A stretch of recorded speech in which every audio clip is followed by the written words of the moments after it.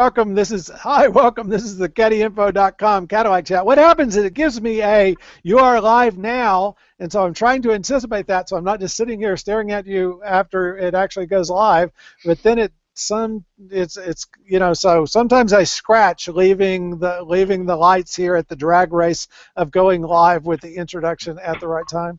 But this is the Caddy Info Chat. We do these on Thursday nights. We talk about Cadillac automobiles, Cadillac cars and crossovers and trucks and extended range hybrids. With me tonight I have Vinny from Cadillac Country Club. How you doing? We have Air Mike from the Caddy Info forums, the XLR Net forums, and other related sites. Hold on. And we have Cadillac Jim from CaddyInfo.com and the Northeast Coast. Howdy. Vinny, what are you driving this week? We are actually still in Hyundai mode. I'm still shopping. Oh, well, perfect. I got a Hyundai Santa Fe where I'm looking to do the struts this week, and I also have a diagnostic problem. So I'm having a little fun out here. So you got a twofer. Yeah. Give us the codes. Give us the codes. We'll look at it. Yeah, no, I already know what the code is. It seems to be a problem on the Hyundais, especially in 2007, the model year 2 before us. The gas tank intermittently fires electric into this little gadget inside the gas thing, and it gives you a bad gas reading. So after the gas goes down halfway, it'll show you empty, then it'll show you full. It's just enough to drive you crazy. Now, I'm not a technical expert, but anything intermittently firing electricity into the gas tank sounds like a formula for an explosion. Yeah, I agree. I would avoid that. Yeah, I'm going to let the pros handle it. The one fix I've heard for that is a cleaner that gets the wax off of the sending unit. Yeah, that's. I forget what it is. I've seen it on Caddy Info. My understanding is if you trade the Hyundai for a new Escalade, then that problem goes away. Oh, I agree. I would love to do that. I use an app on the phone that does all the diagnostics. Oh, cool. It's really cool, called Talk, and a $4 onboard diagnostics little wireless thing. It hooks up Bluetooth to your phone, and you get all the error messages and a whole bunch of stuff. Wow. The Wi-Fi. You can see all the diagnostic information and. Oh yeah. I didn't realize they were down to $4. That's the amazing part of that story to me. I knew Torque, but the Wi-Fi dongle basically it plugs into your diagnostic port, and then it provides a Wi-Fi hub, and then on your phone or gadget, then you connect to that host as a Wi-Fi network, and then it can communicate with your car. There's my little error. Mm-hmm. So, kind of cool. Yeah, I've got one of those, but I've never taken the time to use it. It's so quick. It takes like 2 seconds. Will it send you a signal if the truck explodes? I hope so. I hope I'm not the detonator. Yeah, I still can't get over there's an electrical thing that goes off in my fuel tank occasionally. Yeah. Yeah, the first topic I wanted to bring is Cadillac Global Sales. Cadillac put out a press release, and I repeated it over on the Caddy Info blog, but put out a press release that the ATS on the global market sales are actually up 43% in September and 31% year to date. So in the U.S. market, where the ATS is sold, around, I forget, 2,700 cars, they've actually sold only half of their total sales in the U.S., and the other half of their sales are on the global market, mostly in China.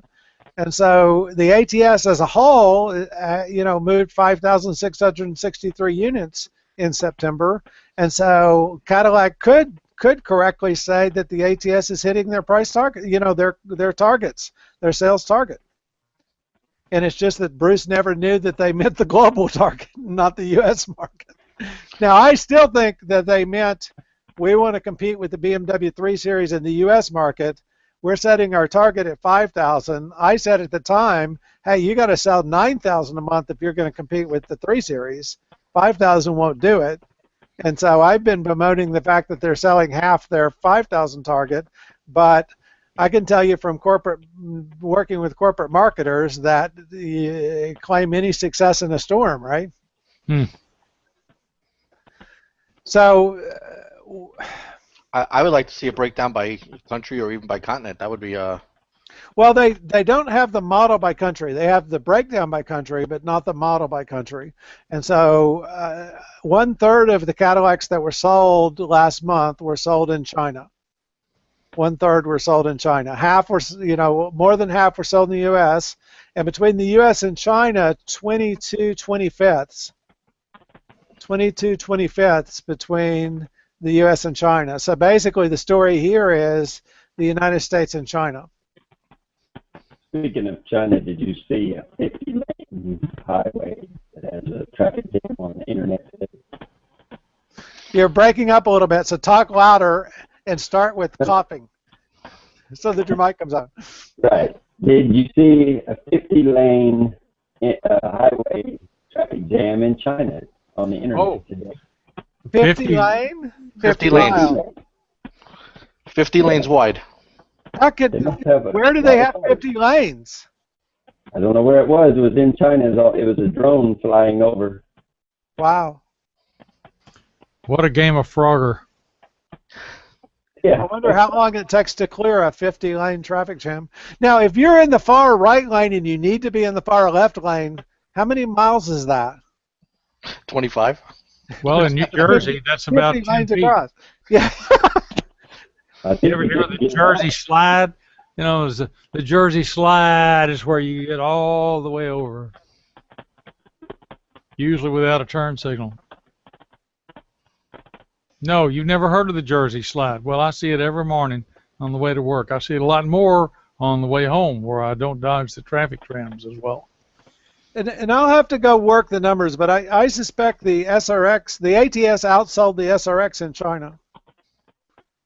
Really? Or they're right at the same level. I think I'm trying to do quick math. There's two problems here. One is trying to do quick math. The other is trying to remember the exact sales by model from last month's U.S. report. But I think what I'm seeing is because the ATS was about 2,700, and globally they're at 5,600, so they sold about 3,000. And the SRX was over 6,000 in the U.S. and globally they're 9,500, so that only leaves 3,000 or 3,500 for China. Well, if there were only some way to tabulate that data, where you would have the row of the country and the column the continent. Well, I can do this. Lotus 1, 2, 3. That's going to be my. Oh, okay. So last month the ATS only sold 22.95 in the U.S. and they sold 56.63. So they sold 2,300 in China, 2,300 outside the United States, and the SRX was 9,500 to 6,800. So they sold 27. So it's close. Very close.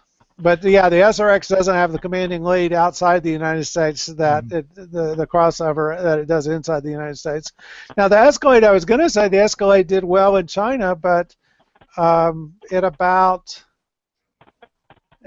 have a total Escalade they don't have by model, and so it looks like it was 2,700 in the United States and 400 outside the United States. So yeah, I think the XTS did great. The XTS XTS in China outsold the United States about 2-1. Whoa. XTS in the U.S. was 1,600. Total was 4,400. So that's 2,800 outside the United States and 1,600 inside. So the XTS and the ATS are doing quite well in China. Is the answer there? And I'll put together a table that shows U.S. outside the U.S. because I'm interested. But the ATS is more of a success than I thought. It's just how do we tune it for the U.S. market? That small size is actually working pretty well. Now here was my question I was asking Jim before we turned on the camera, which is, okay, keeping in mind that an ATS is it's on the on the new chassis, but it's on the small wheelbase, and then the CTS is on the same chassis as the ATS, but on a same platform, but on a longer wheelbase. What's an ATS-L on? Is an ATS-L on a longer wheelbase? Is it just a CTS with an ATS body, or is it on a longer wheelbase than a CTS is? It's on a secret frame called Lollipop. They haven't announced it yet. That's what the L stands for. And of course, Google L in luxury car stands for lengthened, meaning that they've added some length to it. And everybody understands that's what the L stands for. But so I'm going to have to go look at that, because if what they're doing is just using the CTS chassis and then putting an ATS body on it, that's not only, a cool economic thing to do to come out with a new model, and I think they would do that if the ATS name is playing well in China, right? So if the ATS is developing a brand, then you'd want this as a stretch model of an ATS. But the other thing is, that's a classic Cadillac thing to do, is offer multiple bodies or multiple, different chassis with the same body is almost like the classic Cadillac, where you could buy a chassis and they'd offer you 28 different bodies. The Brom Fleetwood, the Fleetwood Brom, yeah. Yeah. Yeah, so do you want your CTS with the CTS body, or do you want your CTS with an ATS-L body? Your pick. CTS-V body. Well, yeah, that's what. Now, I did not have this on the list. I was surprised to see Forza 6 added the XTS in their new car pack that just came out this week. So if you're playing the racing game, like I've been posting things from the new Forza 6 racing game on the Xbox One, with my Magic Xbox One drive into the rail controller, so they added the Cadillac XTS limousine. It's the limousine version. So if you ever wanted to go racing in a stretch limousine, this is your opportunity. It'd be great to do drifting and something like that. And you can. Now, they said, of course, the way the game works is you can play. It's a 304 horsepower front-wheel drive variant of the XTS, 5,400 pounds because of the stretch limo. But and so I think it would race in the same class the Escalade does. So you'd be racing against Jaguar E-Types and Miatas, in Class G. Do they give you the option to drop it in a Corvette engine, or what? They have the option to drop in up to a NASCAR engine. So, there you go. So that you can tune it up to Class A if that's what you choose to do, and have an 800 or 900 horsepower XTS limousine tearing around little tight tracks. Well, if you want something that's quiet and a long warranty and smooth, and you can just get, what is the LT4, 640 horsepower? Well, see, this is what I would be tempted to do, right, is tune it to be an XTS Limo V-Sport. Tune it for the 400 horsepower version instead of the 300 horsepower version, and then play it that way to see how. I wish they'd actually just put the XTS in, though, or the XTS V-Sport all-wheel drive would have been a fun racing car. But I think that they did this as a, so you really have something very quite different to race in your in your game. But I'll have to get one, and I'll put the Caddy Info livery on it, and then try and get some video of tearing around the track racing against Miatas. I was caught in a quandary. They released this pack. I went to look for it, and they said, okay, you got to pay in-game credits, 85,000 credits or something, which is fine because they give you credits for, if you log in, they give you credit. Almost anything you do, you get credits. So good, 85,000 credits. But then they also wanted $1.99.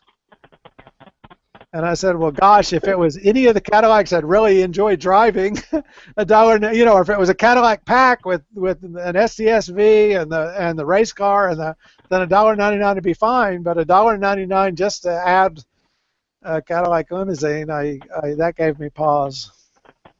So. Do you suppose these games sell cars? No, I do.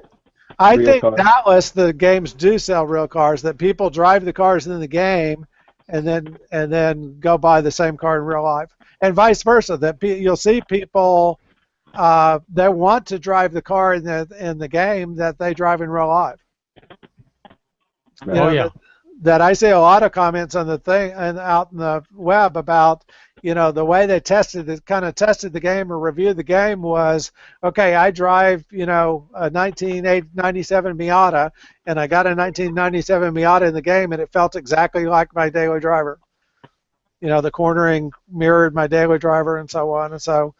But yeah, you know, I only drive Cadillacs in the races on Forzas. I try and go through the school. They have a school thing, a career thing that you can do, and so you have to drive different cars in order to complete that. But my free time is all, you know, in the there's a 2011 CTS-V Coupe, and there's an Escalade, and so I put a big wing on the back of the Escalade, and I drive that in these races versus other old sports cars. So it's Bruce and the Miata, and all the cool kids in old sports cars sliding around the track. Oh, I'm sure not in the Miata, in the Escalade. I can just see an Escalade racing a Miata just straight away. You know, here comes a honking truck. And then here comes the curves, and here comes a little bug scooting around. No, I passed him on the inside of the curve. Well, you know, I was proud of that. It wasn't just passing him on the straightaway because I have a 400 horsepower, 6.2 liter V8.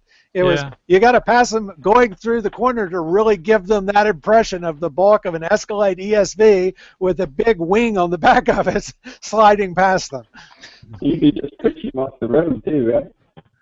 Yeah, you can, but one of the things they added to Forza 6 this time is damage models. So if you actually damage your car, it gives you a damage report, like the right front suspension has become damaged and then the steering goes bad, and so on. And so if you damage your car sufficiently, then it won't go. But frequently, when my car gets back to the pits, the windows are broken and the sides of it, or the front bumper's bent in, or that's the part I have the worst trouble with is when you're headed into a corner and you're trying to time the apex of the corner right, and the car ahead of you jams on the brakes because they have no cornering ability.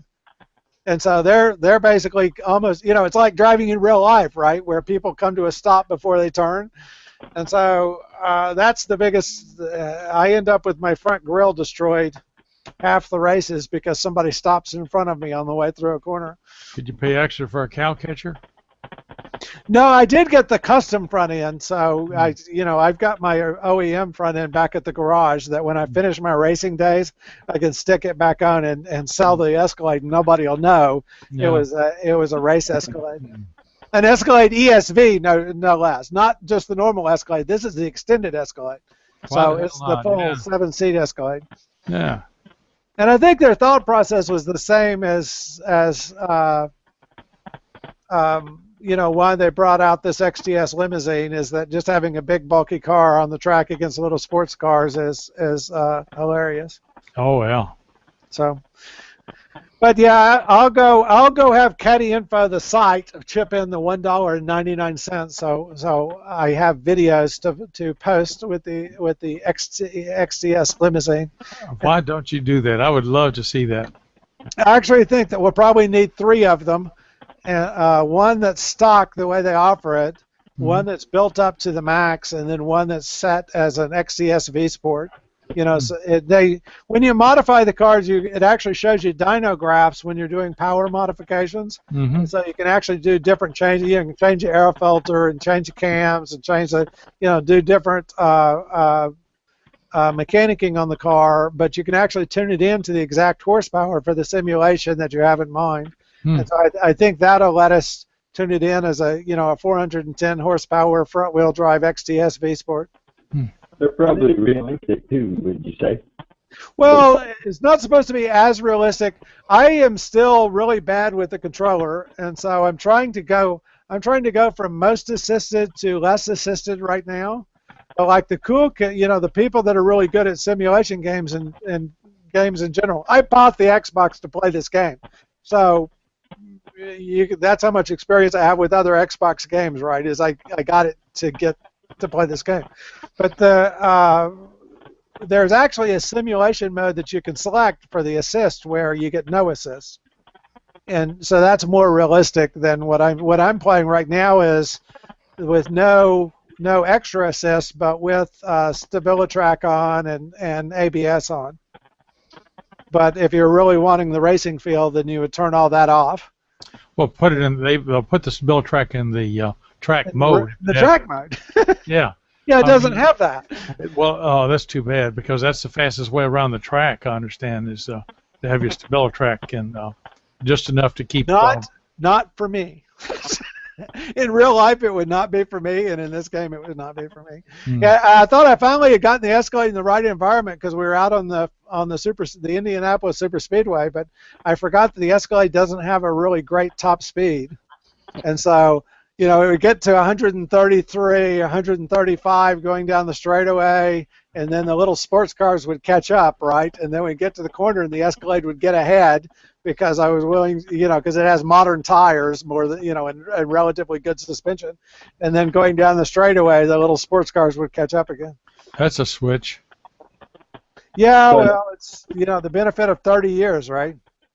Yeah, I just can't see a Miata going over 135 mile an hour. Well, it's not the Miatas you had to watch. It was like the Mercedes SLs and on the super speedway they can do fine. But yeah, and it could be that my big, biplane wing on the back of it is not helping the top speed. No. It's possible that that's having an impact, but I feel that visually that gives the right message to the little computer-run sports cars when you pass them, that it's not just an Escalade ESV. It also has, a rice burner wing on the back so that they know that doesn't have a catalytic converter. Yeah. Yeah, that they know it doesn't have a catalytic converter. Go ahead. They don't have an XLR on there, I guess. No, it doesn't have an XLR. That was one of the things I really loved about one of the other games I played along the way is it had an XLR-V in the game, but this one doesn't have it. Now, Cadillac, anybody that has any pull at Cadillac, we need a Cadillac car pack, please. Put back in the Le Mans Racer that was in the earlier Forzas. Give us all the current lineup of Cadillacs. Give us a Cadillac showroom car pack. That's what we need. With an ATS-V, a CTS-V, an ATS, a CTS, an ATS-L, the SRX, the CTS V Sport. Give us a Cadillac showroom car pack for free. That's what we need. No $1.99 deals, please.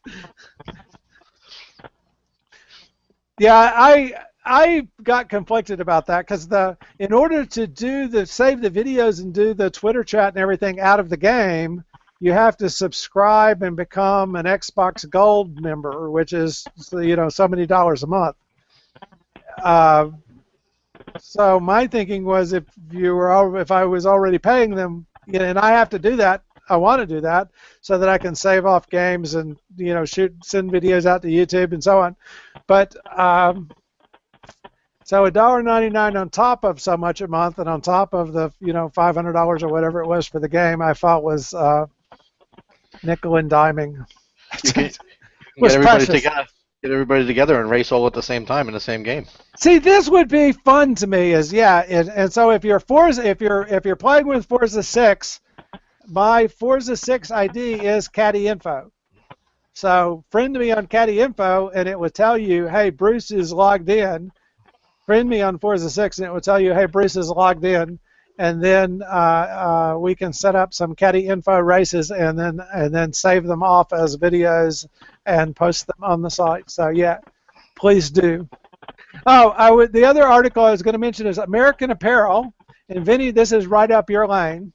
American Apparel is running a contest, and what they want you to do is buy some piece of American Apparel and wear it as your Halloween costume, incorporate some American Apparel item as your Halloween costume into your Halloween costume, and post it online. Post a picture of you wearing said apparel online, and the winner will win a 1987 Alante. Oh, that's a nice prize. Do they have a Colonel Sanders outfit? I don't. I sent you a link to the American Apparel site. Okay. Jim said that they sell young people stuff, so he didn't think that he and I qualified. But I didn't even know they were still in business. Tell you the truth. Well, No, this is so chapter thank 11. goodness this could be this could be their way back into businesses. They will sell so much because all of our Caddy Info fans going to American Apparel to participate in the 1987 Yeah. Alante. How did they come up with 1987? That was the first year of the Alantes. I was thinking that maybe that was the first year they were in business selling clothes or something. Oh I don't well, get the connection. That's what I'm. between that and American Apparel. Yeah. Here's my guess. One of the owners of American Apparel has a 1987 Alante. And he said, hey, here's a deal we could do is we'll put this 1987 Alante, so whoever gets their favorite Halloween costume will win this 1987 Alante. And they have a picture of several young ladies cavorting around a 1987 Alante on the site, doing the photo shoot with the 87 Alante. Second prize is a $750 gift card. And third prize is a $500 gift card. I will mention self-servingly that if you were to win second or third prize, you could then go buy a Forza 6 Xbox One bundle and come play racing Escalades with me. So. Or a Cimarron, right? Yeah, I don't think they have a Cimarron in Forza 6, but I would be happy. I mean a real one.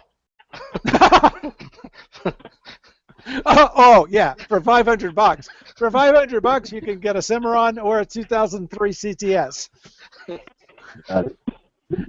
Yeah, somebody logged in and they had gotten a 2003 CTS, and I just wanted to say, bless your heart, that it was a nice car, but they still used that 3.2 liter engine that was left over from the Commodores in Europe, and I hope it gives them good service. But yeah, that's a challenge. Now the Catera even had more of a challenge because it was heavier than a CTS and had that engine. So two strikes. Even though the Catera looks slightly smaller than the CTS, because it was built on a different chassis, that it's a very heavy car. They're like 3,900 pounds. And then they were down on power, and so not good. I knew somebody whose wife had one, and the best thing they liked about it was the dealer. Because they got to go there so often? No. They was afraid of a rival car, but they liked the way the dealer treated her. So oh, cool. It's never been treated well by a dealer over a long period of time before. You very seldom hear people actually say, I had a good experience at the dealer, and so I'm glad to hear someone, in fact, did have a good experience at the dealer. Yeah. And so I enjoy going over to my dealer. They always, I manage to roll up a big bill every time, but I think this is something I want to talk to people about. And so if you're not liking your dealer just because your repair bill is higher than you wish, you're misunderstanding your relationship with your dealer. Well, actually, I think that some dealers sell unnecessary repairs. Just it's a matter of a way of doing business. You have to be a smart consumer, whether you're going to the doctor or the dentist or the dealer or anywhere, right? Anything you're doing, you have to be a smart consumer. And so I think, the dealer is there to sell you a host of anything you want, and if you have to ask how much it costs, then you're at the wrong place. They're selling things for rich people, and so if you want bargain basement stuff, you probably shouldn't be at the dealer having your car repaired. Yeah, but what are they going to try to sell you belts and shocks and decarbonizing treatments you don't need? I mean, push them. And you have to say no. They are. To get an oil change. They're going to try and sell you everything they can, and so one of the things I taught my son is when you take your car over to the quick oil change place, they're going to come to you and they're going to say, this needs to be changed, and this needs to be changed, and this needs to be changed, and the way you should respond is no thank you. Mm-hmm. That's your role. But here's what I want you to do is write down everything that they say to you and come tell me what they said. Because if it's the air filter and I need to go get a $4 air filter, or if it's, I can actually go look and see if what they're asking, what they offered to do was needed or not. But all you have to do is say, no thank you. And so actually, the last time that happened to me, I didn't say no thank you. I said no. Just no. I stopped there. Well, I like to be polite. Vinny, you were going to say? It didn't occur to me to be polite. It just occurred to me to say no. I had no time to think. Vinny? Yeah, what I was going to say is that's what's great about having the Talk app. You know exactly what's wrong with your car before you even go into the dealership. Yeah. Oh, there you go. And now the only issue I had with Torque is they have it for Android but not for iPhones, right? Yeah, I'm not sure if they have it for iPhones. Yeah, when I went to play with it, I had to get a different app that was equivalent. I couldn't use the Torque app, but if you use an Android phone, the Torque app, and the Android app, I can actually go and get a plug-in for my exact car, where it would give me even more readings. Yeah. Oh, well, that's nice. So I'm sure the equivalent to it has the same thing. Yeah, Scandeal.com is the outfit I deal with, and they have apps for GM, Ford, Chrysler, and others, Toyota, and so forth. And I have the GM packs good through 2011. But I used it occasionally with Eldorado, my wife's Pontiac, and also a friend's Toyota, of all things. But I've never used it on the CTSV because I haven't had enough trouble to get down and find the OBD2 for it. Mm-hmm. And also, you can just push the little blue button, and they'll give you the codes on the radio while you're driving down the street. Oh, that's cool. Yeah.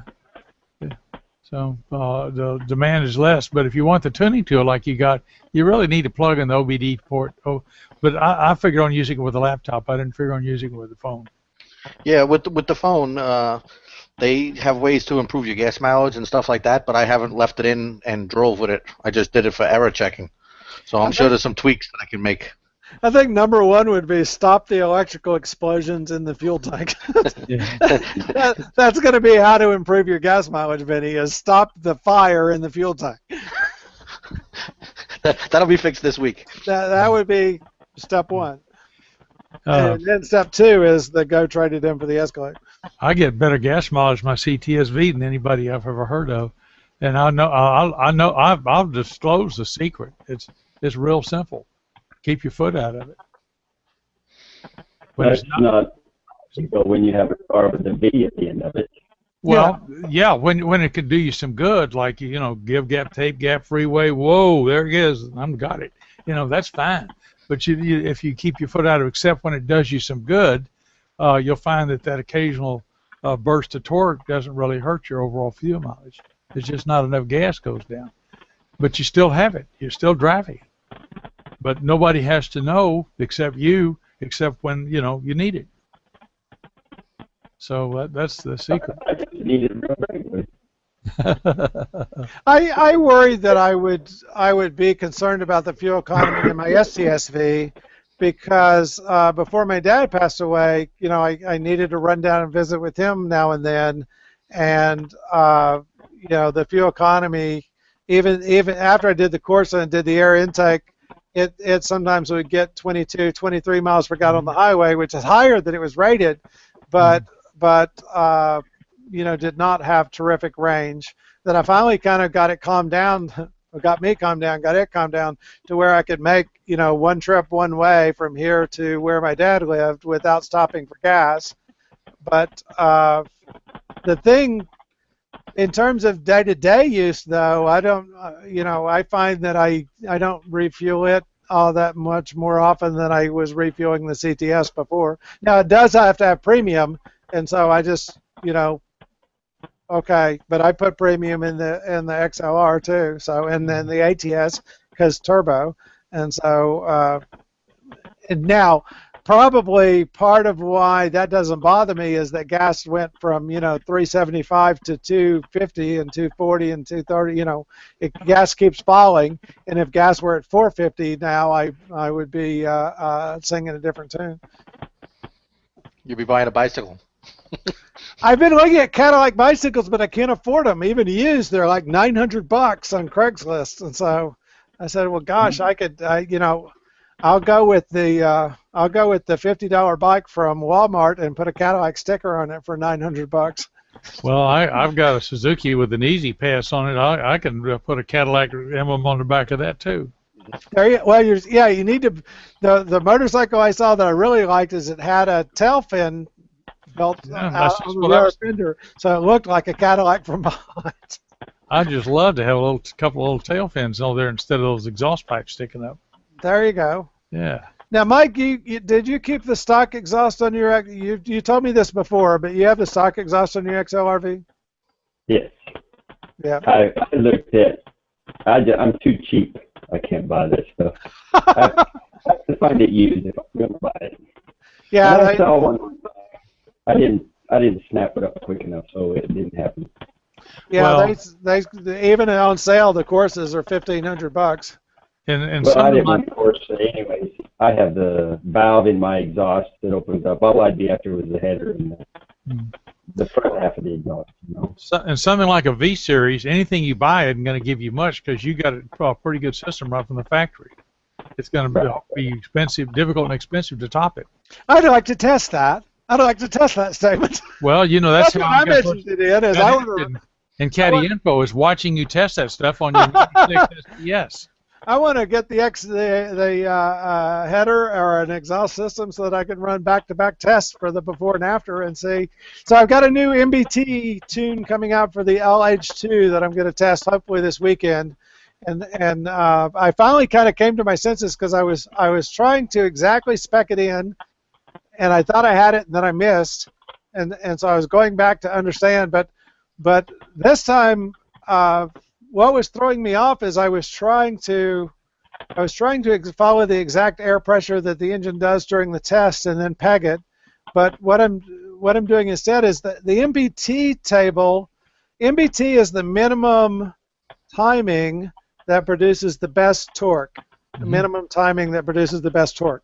And so what happens is the GM runs load-based tests at different RPMs, and they generate an MBT table, and they store it in the PCM. And so your timing table isn't the MBT table, but it judges how good are things going based on how close can it get to the MBT table. And so what you're always trying to do is tune the car to be as close as possible to the MBT table, because that's add wide open throttle, because that's the best timing. That timing's the timing that's going to provide the best power. So I thought I had it nailed, and then what happened was I made a rookie mistake because I'm trying to get some of the adders out of the way so that I can just nail it down and get the table right. And previously I'd gotten rid of at high temperatures, the IAT, the intake air temperature, at high temperatures, when the intake air temperature is high, it retards the spark. At low temperatures, it advances the spark. And so in the middle temperatures, it's at 0. At high temperatures, it retards. At low temperatures, it advances. And so you've got that going on. And then you've got VVT advance coming on when the VVT is running. And then you've got PE-COT timing going on, and then you've got static retard going on by cylinder that they knew in certain RPMs, certain cylinders tended to knock, so they have bi-cylinder retard built into in a static retard table. Anyway, so I've kind of got some of that wounded out, but I made a rookie mistake because when you're tuning, you should do one thing at a time, and so I dialed in the main spark, assuming that I had left the IAT advance alone, and I modified the IAT advance at the same time. And so those two overlaid each other. And then the other problem was I forgot to take into account the static retard. And so so I was trying to redo this complicated three-dimensional analysis of exactly the right way to tune it, and then I realized I'm working too hard at this. That all I had to do is go back and look at the MBT table says, okay, if you're at this pressure, use this spark at each RPM. The main spark table says, okay, if you're at this pressure, use this spark at each RPM. But the MBT table actually has different. So the MBT table says, if you're at pressure C, or pressure E, and the main spark table says if you're at pressure A or B or C or D or E, so the MBT table has 3 lines, the main table has 5 lines. So when I'm on the plane on the way to Tampa for a business meeting, and I said, "Oh, you know what I've done here is all I had to do is take these 3 lines and line them up with the main spark lines and feed them over, taking out the static advance and the other things that are going on, and feed them over, and then interpolate in between the lines, and I would have the perfect, ideal MBT-based advance table." So that's what's going into the next chain, and we'll see how that does. You need a computer to monitor your computer. Yeah. Yes, and a cell phone to write down my findings from monitoring the computer on the iPad. So yeah, it took me 3 gadgets to come up with to realize that what I was doing was too hard. And so when I got back, I said, okay, I'm just going to go plumb in the MPT Spark minus the other adjustments. I'm just going to go plumb in the MPT Spark into the main Spark table in this range. But yeah, here's my, on the plane, here's my, hey Bruce, go and put this Spark in there. That's what you're supposed to be doing. And on the plane, I had, the patience to type it all in. At this range, do this. At that range, do that. And then I came and validated it in office when I got back. So. Okay, I'm sorry, but I'm going to have to turn into a pumpkin. Thanks for being on, Jim. It's good to see you. Good Talking night. to you, Jim. Have a You good guys night. stay with it. Right. Jim had warned me earlier that he was way past his freshness date and would be getting off within 30 minutes after we started. So, guys, any other Cadillac topics you want to cover? I'm sorry I delved deep into advance and put Jim to sleep. I was going to say you put Jim to sleep. Did you guys catch any of Jay Leno's Garage last night? Was the first show? Yes, please. Now, where were you? Now, Wednesday nights, Vinny, we do Motorama Chat on Twitter. Okay. And that's hashtag Motorama. Okay, I wasn't aware of that, so. It starts at 9 o'clock Eastern time, hashtag Motorama. And so that starts at 9 o'clock Eastern time. And so at 10 o'clock Eastern time, when Jay Leno's Garage came on in CNBC, then we just switched over to watching that kind of together and commenting on it on Twitter while we were watching. It must have been fun watching the guy with the Twitter chat once the Ferrari engine went in that car. That must have been fun. The Pegasus, the Ferrari engine in the Pegasus, right? Yeah. Along the way, Bill Mitchell was friends with Ferrari, and Ferrari sent him over an engine from a Ferrari, and he had them put it in a Firebird, and they renamed the Firebird a Pegasus, but it has a Ferrari engine in it. Bill Mitchell was the head of the GM design studio, and so you have this kind of highly modified, mid-70s Pontiac with a Ferrari engine in it. And Jay Leno and the current Ed Wilborn, the current head of GM design, took it out on the highway for a drive. But yeah, they did a segment with Tim Allen, which is great. And then they did a drag racing segment. They did some burnouts with Hellcats. It's going to be an interesting show, but it's playing every Wednesday night, I guess, at 9 o'clock Central Time, 10 o'clock Eastern Time. But yeah, if you join us for the Motorama Automotive Twitter chat, since you're into the Twitter, then just stick around after that, and the show will be on. And you can watch it online, so if you don't get cable CNBC on your cable, you can go to cnbc.com, and they have live episodes, and you can watch it live online. I was very interested in when Ed Wilborn was talking with Jay. They had a Cadillac poster on the wall. Yes. I don't know what that was, but I want 5 of them. Did you get a good copy of that? I did. I put it on Facebook, I think. Okay. On the Cadillac Facebook account. I have 2 Facebook accounts, so.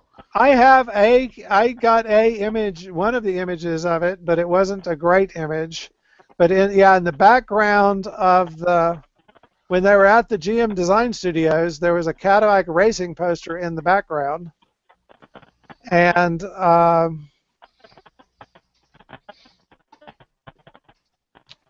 so tell me if you find it. Yeah, I have it saved in my Dropbox. I don't know how to drop it in anywhere. Oh, can you put it up on your screen? Yeah, as a matter of fact.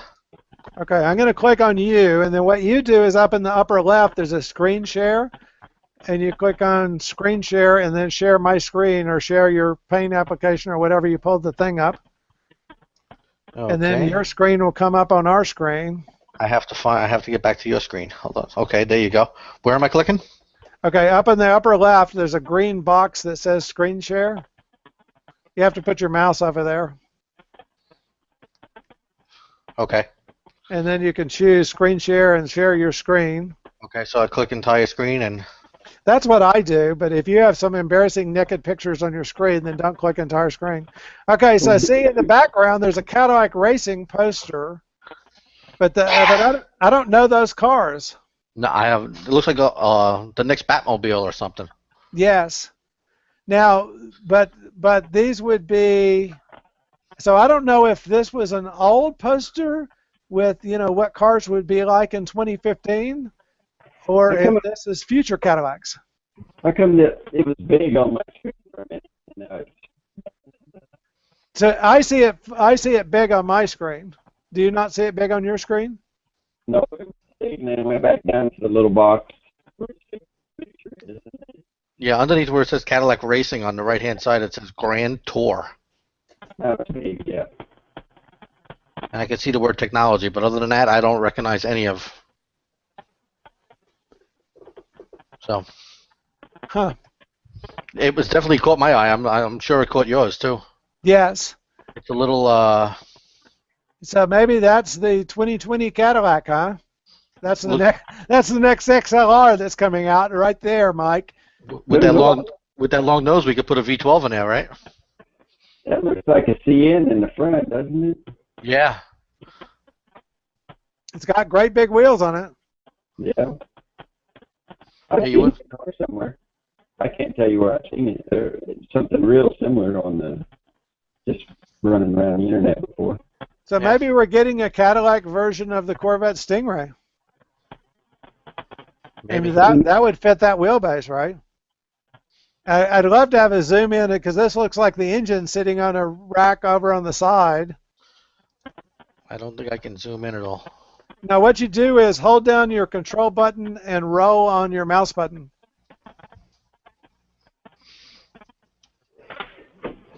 Mine still keeps going from small to big, and I don't know what there's big again. Yeah, I'm not sure either. Oh, there's no. Oh, there's a hide participants. I didn't know I could hide participants. No. Cool. All right, so you want me to stop sharing? We'll get back to. I'll just tell it, flip around to whoever's talking. So yeah, I got a different angle of that poster than you did, but I'll have to go get. I didn't get a great picture because I didn't have. I was doing three things while I watched the show. But I had it on tape. I had it on tape, and I went back and took a screenshot with my phone of my TV. Well, there you go. So yeah, I found that very interesting. It was a good show. So here's the one that I got. Full screen, start screen share, click it on me. So here's the one that I got. So not as close as yours, and it showed the Pegasus in the foreground. But the middle poster had this red version of what looks like, maybe that's a different car, because that one has, look, these big things on the hood, and this red one doesn't. This one could be a front-wheel drive car, whereas this one's a rear-wheel drive car. Yeah. And then this black version. Maybe that's a concept they're building. Who knows? And then what's this 6? Oh, if these are future models to come out in Forza 6, that was the other thing I wondered is if this if this says Forza 6 right here, and we're about to get a Cadillac car pack with futuristic racing cars on it. That's the same shape as the like that 6. Is it similar to what you would see on the Forza game? Yeah, I think so, but I wish I had a higher resolution of this picture, right? Now, all that we'd have to do is, as Vinny said, go back to, I think that they may have replays of the thing running on CNBC now, and we could go back and, put it up 1980 by 1250 and then take a screenshot again and then see closer. But yeah, I was very interested in that poster. And yes, I would take one of each of those also to put up on the walls here at caddyinfo.com to enjoy in my bastion posters. Maybe we need to fire an email off to Cadillac and see what they can do for us. Yeah, there you go. We'll see if David can sneak into the design studio and take better digital images of the secret posters and send them out to us. Or see if Jay has more footage of the inside of the Cadillac design studio that he could share. Now, Cadillac frequently does that on purpose, right? That they'll show stuff like that knowing that all the people time will see it and remark on it. And so they would be thrilled that we're talking about the posters, in my opinion. I think they should make those posters for sale right now, and we'd be able to.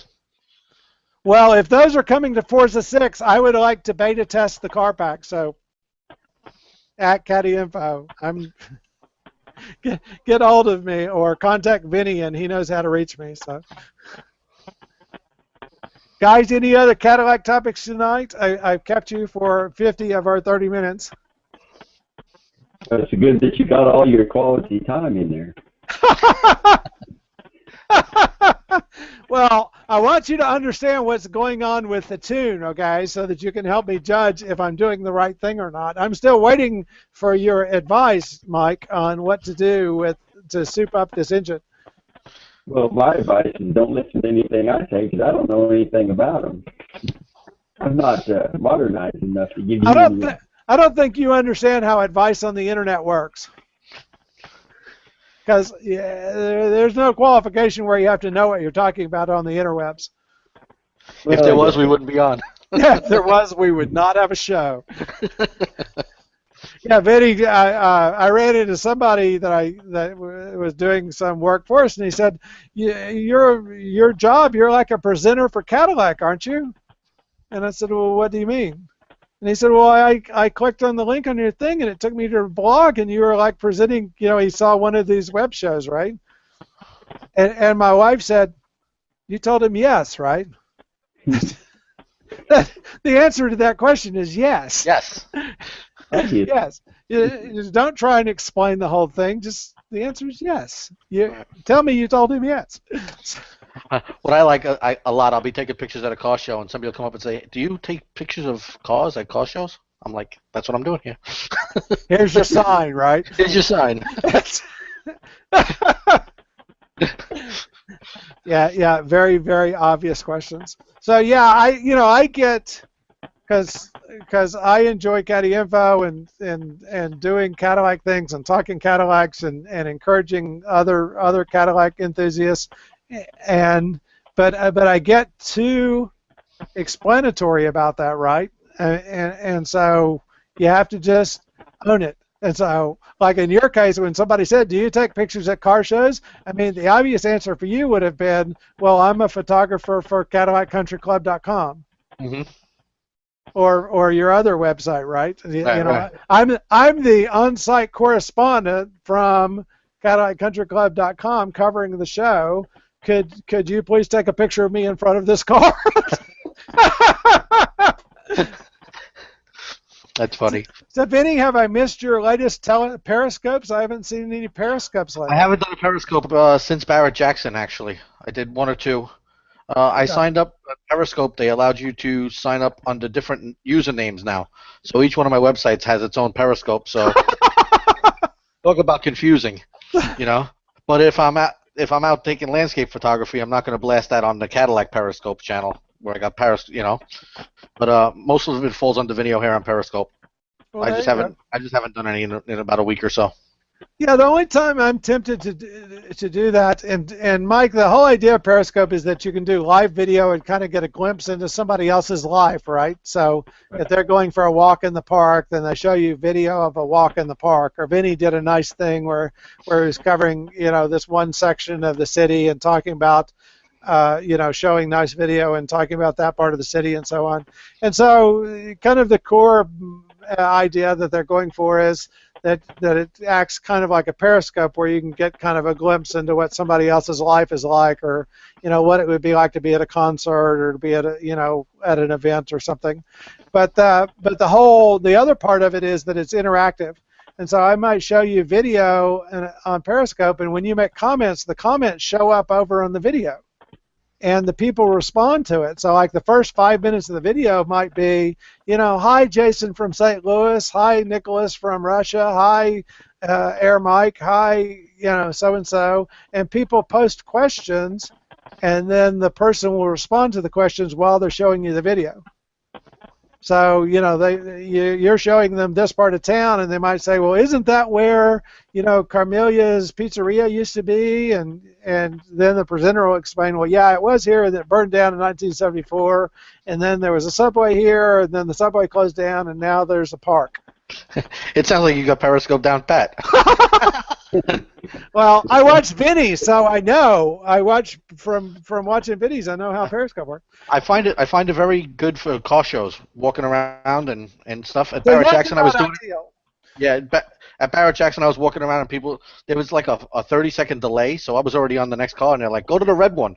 And then the people watching the video were watching the cars on the next row and say, oh, go over to that Barracuda, and you don't realize that, how in depth the view is, but it was very good at Barrett Jackson.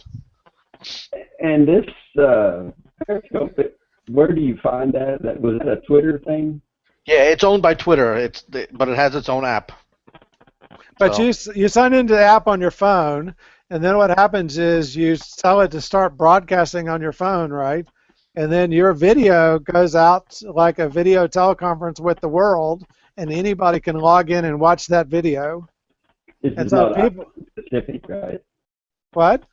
It's not iPhone specific. No, at first they only came out for certain phones, but now I think they have an app for any phone. And so you need a Twitter account? Yeah.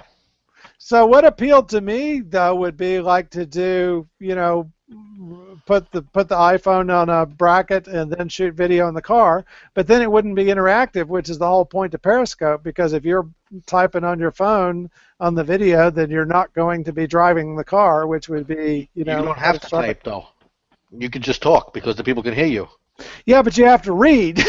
Yeah. Now, I did see there was a video where an online blogger in Japan, so he's doing a video log, and while he's doing a video log, he accidentally sets his apartment on fire. And you see him, like he's playing with some matches, and he throws the matches, or something else happens, and he blows the matches out and throws them in the trash can next to him. And then he's doing on the computer, and you see the trash can next to him catch fire, but he doesn't realize it. And so he's typing on the computer. But what he had that was interesting, and he ends up setting the whole apartment on fire over like a 45-minute period, because he picks up the trash can and tries to put it out with a blanket, and then he goes in the other room and gets pots of water and brings them in, and it takes forever. And then he tries the blanket again, and by the end of the film, basically it's just going dark as you see the fire engulfing the apartment, right? And all live, real stuff. Yeah, all live video, and it was very popular. The thing that was interesting to me though is he had his system set up to where when people commented on his video, a voice read the comments. That's interesting. So there was a little sing-song voice that read the comments. So see, that would be great for Periscope. Oh, we lost Mike. That would be great for Periscope because then you wouldn't have to look at the screen at all, right? Yeah, maybe Siri or something has something involved with that. Who knows? Yeah, or maybe there's a way to cross-rig Periscope where it does that for you, and that's just I haven't studied enough. But yeah, I kind of agree with the people that say stop doing Periscope from your car, guys, because you need to be unless you have somebody in the passenger seat to run the Periscope.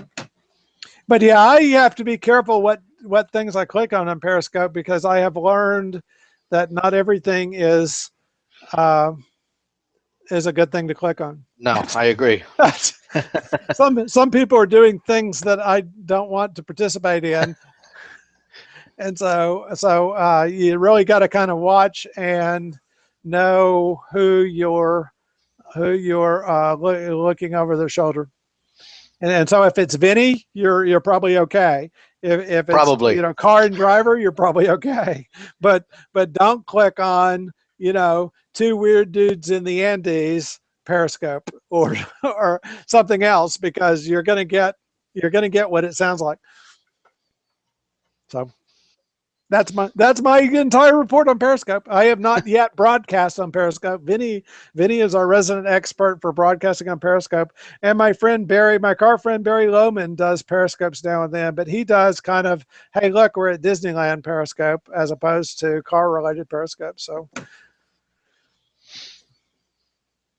and I did see one from entrepreneurial conference, but it was really, if you thought entrepreneurial conferences could be boring because everybody's kind of saying a bunch of buzzwords, and it's even worse from the back of the audience on Periscope.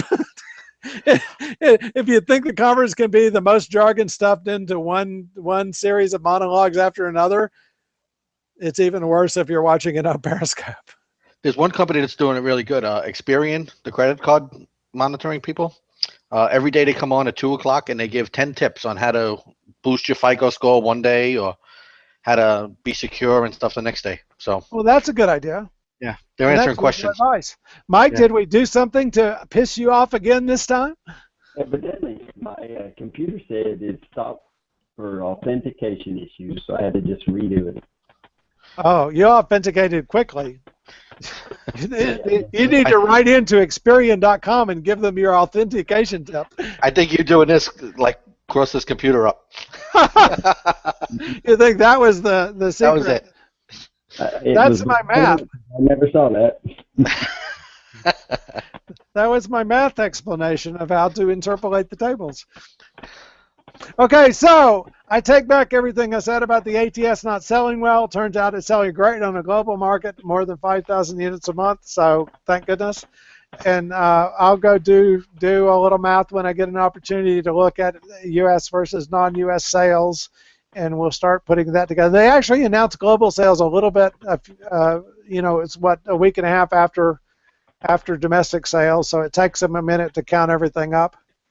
But I'm glad to hear the ATS is doing well, and maybe that'll help pay for the next ATS, which won't have a pinched rear seat. I think they're learning. Now, you remember when we said we couldn't sell a CTS because it was in between a 3 Series and a 5 Series? Do you guys remember that? All the critics said you can't. I know why the CTS doesn't sell, because it's not as small as a 3 Series. It's not as big as a 5 Series. Now they have an ATS that's exactly the same size as a 3 Series. They have the CTS that's exactly the same size as a 5 Series. You know what the critics are saying now? You need in-between cars. You need the ATS to be this, in between the 3 Series and the 5 Series. You need the CTS to be in between the 5 Series and the 7 Series. So you're always going to lose. You're always going to lose, and you should just make cars that you enjoy and hope for the best. That's what I think. I actually, if they come out with a smaller than an ATS car, I'm actually okay with that, because I think it'll be even sportier. And lighter and faster are my favorite things. And the best way to make a car have higher performance is to take out weight. Right. So now the other test that I still want to do in the XLR is try and figure out a way to actually measure the CD mathematically, the coefficient of drag mathematically. In other words, if we make some assumptions about the XLR and then run some tests to try and figure out if we can deduce if Cadillac really hit the 0.31 drag that they claimed. So how do you do that? I'm not. Yeah, it's going to be a roll down test. What you have to do is a number of roll down tests, but then you actually have that in a combination of mechanical drag, and so it's complicated, and it doesn't matter all that much. So it's just one of those things that I wish I could devise a test to determine that, and it probably doesn't matter enough to worry about. So the other thing I'd love to test is there's actually some headers that are on the market, header and catalyst on the market for the XLR. and I'd love to pick up a set of those and bolt them on. And they bolt right on; they're not welded in. So, but you have to lift the engine up a little bit in order to get them bolted in. But not the these are two into one into two into two into two, 4 into 2 into 1, not the 4 into 1s that D3 sold. I was surprised because I really thought that these would be exactly this would turn out to be who was making the headers for D3, right? Is D3 stop pushing them, and so now we'd see the OEM source show up with the headers. But it's Magnaflow, and they're not the same design headers, so it's not the ones that D3 was selling. That's interesting. Yeah, but they're 4 into 2 into 1. And I think the big gain is not the header itself, but the high flow catalytic converter. And so you would bolt these on in place. But now that I've got my my current performance numbers, I would love to pop $1,500 for the exhaust and $1,500 for the headers and see exactly how much difference that made. As a community benefit. As my way of giving back to the community, spend that $3,000 for 4 horsepower and demonstrate the exact. Well, it's got to be tax deduction if you're benefiting the world here, isn't it? Yeah, somewhere. But you won't spend $1.99 for the game. But I won't spend $1.99 for the. Okay, I'm getting the XLR limousine, and I'll get 3 of them. So. Because as I say, I want one that's stock, and we'll make the stock one white so we know it's pristine, and we'll tune one for V Sport for the 410 horsepower, and we'll tune one for NASCAR. And I don't know what color to make the NASCAR. We'll put NASCAR logos on the NASCAR so that you've been passed by. But to me, the one that would be fun is racing it against the old sports cars, right? So that you're racing against E-Type Jaguars and Miatas and so on in G-Class in an XTS stretch limousine. To me, that's the video right there, not racing in A-Class against Lamborghinis and McLarens and cars you never see on the road anyway. Right. So. But I don't see those others either. Well, you see Miatas, right? True, I see a Miata occasionally. Yeah. I do that sticks, Yeah, against the CTSV, there's a Countach that races in that race, which I'm always glad to see those. The Lamborghini Countach from the 70s and the 80s. And so I always like to see those because those were the big poster car, when I was younger. So maybe we need to push for a Pegasus. Yeah, and I'm sure now after Jay Leno's show, people are going to be building Pegasus clones into Forza 6, and that wouldn't be that hard to tune the engine up so that it has, I guess I don't know. They probably have some 60s Camaros and stuff in there. They only have now the 3 Cadillacs. Or that I've found anyway. The Escalade ESV, the CTSV, and now the XTS limo. So, guys, thanks for being on. As always, great to see you. You can find Vinny at CadillacCountryClub.com, and Vinny, I always get your other CaddyChat.com. Yeah, Caddy Chat. I haven't been doing much over there. Everything's been mostly on CadillacCountryClub.com. There you go. You can find Air Mike on Caddy Info and over on XLRnet.com. XLRnet.net, is that what it is? You're looking on the internet, aren't you? I was typing in Vinny's site, but I've already forgotten what it was. So. CadillacCountryClub.com or CadillacCountryClub.com and go /blog because most of the stuff happens on the blog. Perfect. And then you can catch Vinny on Twitter, on Periscope, on everywhere else in the world if you just try and chase him down. And, of course, here on Google+. On Google+, you can find anybody that's in our stream by looking at the event site and go circle them so that you can keep up with them. Anyway, this has been the CaddyInfo.com Cadillac Chat. We do these on Thursday night. If you ever want to be live on with us, you got to get an invite, and so the way that works is if you express an interest, you probably get an invite. But circle me on Google Plus or contact me on LinkedIn or Twitter or caddyinfo.com and let me know that you want to participate, and I can help you figure out what do you need to do and how do you participate. It's pretty easy and it's pretty low stress. If you're afraid of video and you don't know computers very well, we can still help you. It will be okay. And you can actually, there's a way for you to use your phone and play too, also as well. And so let us know that you want to participate, and we'll figure out a way for you to be on. Hold on, guys. I'm going to hit stop broadcast, and then we'll have a moment.